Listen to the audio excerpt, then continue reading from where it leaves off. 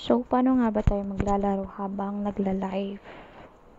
So, punta tayo sa live sa YouTube and then select natin yung para maggawa tayo ng caption, then lalagay natin let's play Worm Zone and then hanapin yung dapat public, pindutin yung public and then select audience, dapat pindutin yung no, it's not made for kids and then hanapin yung screencast, i-on mo dapat yan, tapos add game title yung lalaruin mo.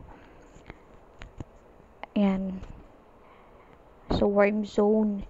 And then, punta tayo sa advanced settings.